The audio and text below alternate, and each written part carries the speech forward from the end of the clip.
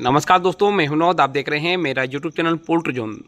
सभी किसान भाइयों को पोल्ट्री जोन परिवार की ओर से दीपावली की ढेरों शुभकामनाएं। दोस्तों, आज का जो वीडियो है बहुत ही महत्वपूर्ण वीडियो होने जा रहा है, क्योंकि इस वीडियो में हम देखेंगे कि कम लागत में इसी पोल्ट्री फार्मिंग का संचालन कैसे किया जाए। क्योंकि अभी तक जितने भी मैंने वीडियो बनाए हैं उस वीडियो में हमने बात की है कि कम लागत में इसी पोल्ट्री फार्म कैसे बना जाए। दोस्तों, इसी पोल्ट्री फार्म बनाने के बाद में भी जो है किसान भाइयों को जो है एक चीज़ की समस्या हमेशा हो रही है, वो है कि इसकी ऑपरेशन जो कॉस्ट है वो बहुत महंगी पड़ रही है। और उनमें जो मुख्यतः जो लगने वाली जो लागत है वो है एक तो बिजली बिल और दूसरा है डीजल। ठीक है दोस्तों, तो मेरा इस वीडियो बनाने का मुख्य उद्देश्य है कि इन दोनों को कम से कम कैसे किया जाए या फिर इसको स्किप कैसे किया जाए। तो दोस्तों, इस वीडियो को जो है आपको जो है लास्ट तक देखना है। मैं कोशिश करूंगा कि इसका जो है हम इलेक्ट्रिसिटी बिल का अल्टरनेट ऑप्शन क्या है या फिर डीजल का अल्टरनेट ऑप्शन क्या है, इन सभी बातों के ऊपर जो है हम विस्तार से चर्चा करेंगे। दोस्तों, इसी पोल्ट्री फार्म बनाने के बाद में जो ऑपरेशन में सबसे जो ज़्यादा कॉस्ट जो आ रही है वो आ रही है इलेक्ट्रिसिटी और डीजल में, वो आ रही है करीब करीब 50 से 60%। वो अलग अलग जगह पे अलग अलग हो सकती है, किंतु एक एवरेज कॉस्ट यही बन रही है। ठीक है, अब कैसा हो कि इसकी कॉस्ट या तो कम हो जाए या फिर पूरी तरीके से जो है ये जो 50 to 60% कॉस्ट जो है पूरी तरीके से ख़त्म हो जाए। किंतु आज हम बात करेंगे कि पूरी तरीके से जो है इसको ख़त्म करना तो थोड़ा सा मुश्किल है, किंतु इसको मिनिमाइज करने की हम कोशिश करेंगे। वो कैसे करेंगे दोस्तों? इसी पोल्ट्री फार्म मिंग का एक सिंपल सा लॉजिक ये है कि एग्जॉस्ट फैन जब तक चलेगा तब तक फार्म के अंदर वेंटिलेशन होता रहेगा। अगर एग्जॉस्ट फैन बंद तो फार्म के अंदर का वेंटिलेशन।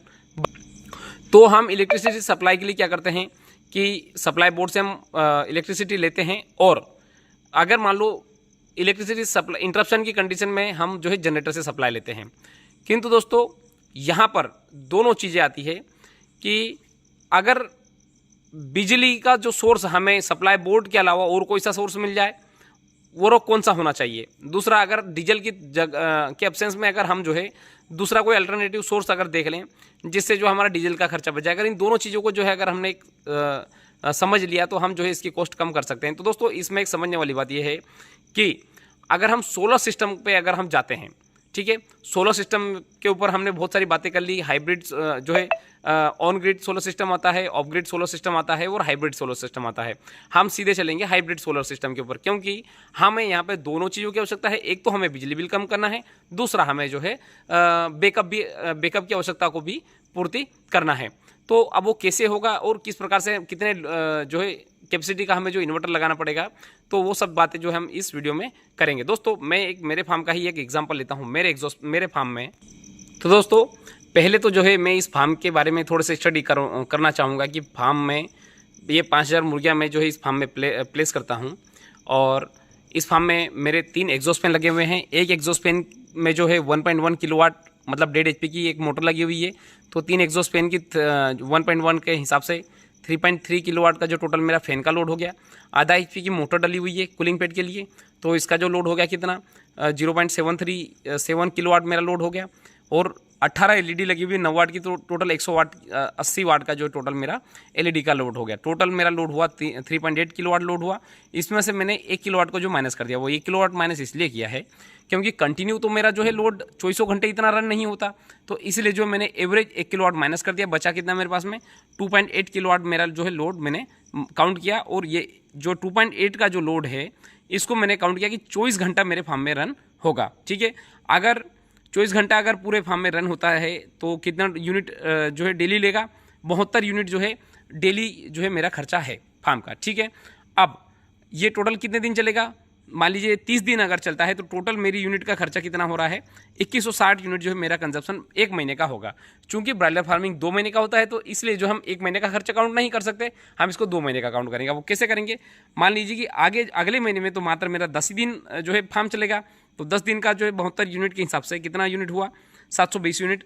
तो मैं क्या करूँगा, मतलब टोटल जो मेरे 2 महीने का जो यूनिट का कंजप्शन हो गया 2160 और 720 टोटल हो गया 2880 यूनिट का मेरा कंजप्शन हो गया। ठीक है, तो इस प्रकार से जो है मेरा एक साइड का मुझे लोड कैलकुलेशन आ गया। अब मैं इसमें ऐसा क्या करूंगा कि मेरा बिजली बिल भी कम हो जाए और डीजल का खर्चा। दोस्तों इसमें जो है मैंने डीजल के जो खर्चा है उसको अभी स्किप कर दिया है, क्योंकि मैं आगे जो सेटअप बताने जा रहा हूं उसमें आपको डीजल का खर्चा बिल्कुल आपको जो है नेगलेक्ट होते हुए दिख जाएगा।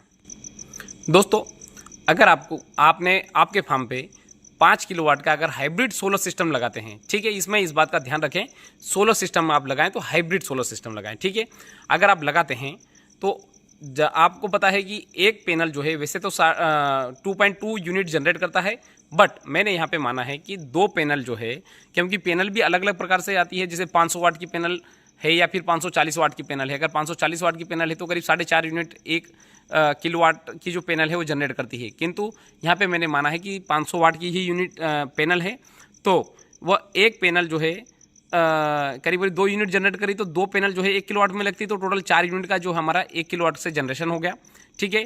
तो उस प्रकार से हमारे पास में 5 किलोवाट का सोलर सिस्टम लगा हुआ है। टोटल जो है हमारा 20 यूनिट का जो है एक मतलब दिन का हमारा यूनिट जनरेशन हो गया 20 यूनिट का, ठीक है।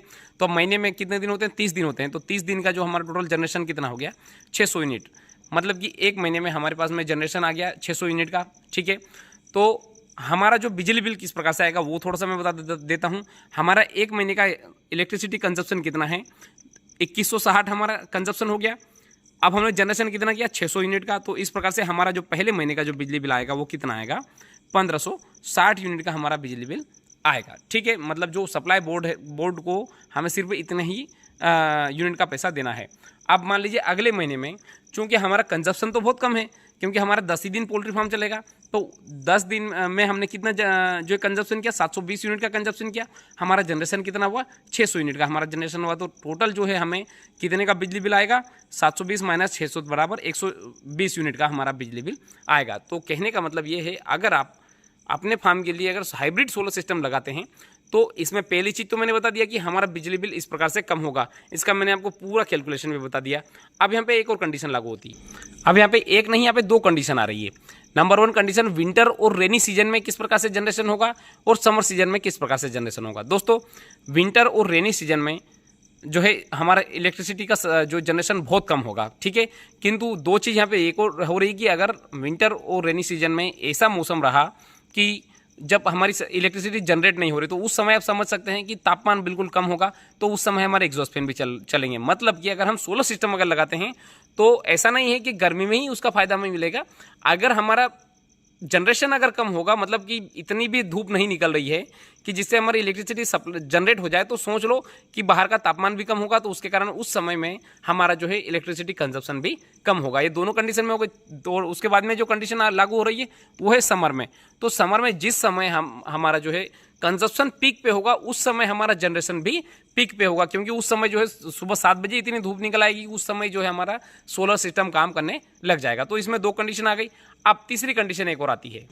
अब दोस्तों इसमें एक और कंडीशन लागू हो रही है कि हमारा जो है महीने का, मान लीजिए हमने जैसे बेच डाली और हमारा महीने का कंजप्शन कितना हो गया? 2160 यूनिट का हमारा महीने का कंजप्शन हो गया, हमारा जनरेशन हो गया 600 यूनिट का। तो हमें जो है नेक्स्ट मंथ में जो बिजली बिल हमारा आएगा वो आएगा 1560 यूनिट का बिजली बिल आ गया। अब ये तो हमें चीज़ समझ में आ गई। किंतु किसी महीने में जैसे मान लो हमारा प्रोडक्शन बहुत जल्दी अगर हो गया, मान लीजिए 32 से 33 दिन में जनरली मुर्गियां जो है 2 kg पे का वजन प्राप्त कर लेती है, और मान लीजिए 32 दिन में हमारा फार्म खाली हो गया, तो ठीक है। तो अगले जो 2 दिन है हमारा कंजप्शन तो कितना रहेगा? मात्र 2 ही दिन हमारे पंखे चले थे, हमारा कंजप्शन कितना हुआ? 72 हुआ, 144 यूनिट का ही कंजप्शन हमारा हुआ, ठीक है। किंतु हमारा पूरा महीने का जो जनरेशन कितना हुआ? मान लीजिए कि 600 यूनिट का, क्योंकि हमारा जनरेशन में तो कोई फर्क नहीं पड़ेगा, तो हमारा जनरेशन हुआ 600 यूनिट का। तो उस प्रकार से हमारा जो अगले महीने का जो बिजली बिल आएगा 600 यूनिट में से 144 यूनिट जो है घटा देंगे, और 466 यूनिट हमारा सप्लाई बोर्ड के ऊपर बचा। तो उस कंडीशन में ऐसा नहीं है कि सप्लाई बोर्ड हमें जो है 466 यूनिट का पैसा देगा, बल्कि हमारा जो अगले महीने में जो बिजली बिल आएगा, जैसे यहाँ पे 1560 यूनिट का जो हमारा बिजली बिल आ रहा है, तो उसमें से सप्लाई बोर्ड क्या करेगी? इस 1560 मतलब टोटल कंजप्शन हमारा फिर वही 2160 हमारा कंजप्शन हुआ, और 600 हमारा जनरेशन हुआ। अब बचा कितना, हमें सप्लाई बोर्ड हमारे ऊपर कितना पैसा मांग रही है, 1560 यूनिट का मांग रही है। तो सप्लाई बोर्ड फिर क्या करेगी कि 466 रुपये 1560 रुपये में से माइनस करके बैलेंस अमाउंट का हमें जो है बिजली बिल हमसे वसूल करेगी। तो दोस्तों इस प्रकार से जो होता है एक हाइब्रिड सोलर सिस्टम अगर आप लगा रहे हैं तो आपको जो है इस प्रकार से जो इलेक्ट्रिसिटी बिल का कैलकुलेशन आएगा, तो इस प्रकार से जो है आपके फार्म का जो बिजली बिल आप कम कर सकते हैं। दोस्तों नेक्स्ट वीडियो में आपको मैं बताऊंगा कि कितने किलोवाट का जो है 5000 मुर्गियों के लिए आपको सोलर सिस्टम लगाना चाहिए और उसमें कितनी बैटरियां लगाना चाहिए, कितनी देर जो है उससे आपका जो बैटरी बैकअप मिल जाएगा और आपका जो है इलेक्ट्रिसिटी जनरेशन भी कितना हो जाएगा। ये सब फाइनल जो कैलकुलेशन है जो मैं आपको नेक्स्ट वीडियो में बताऊंगा। इसलिए दोस्तों आप नेक्स्ट वीडियो का इंतजार कीजिए। इसी के साथ मैं वीडियो समाप्त करना चाहता हूं दोस्तों, धन्यवाद।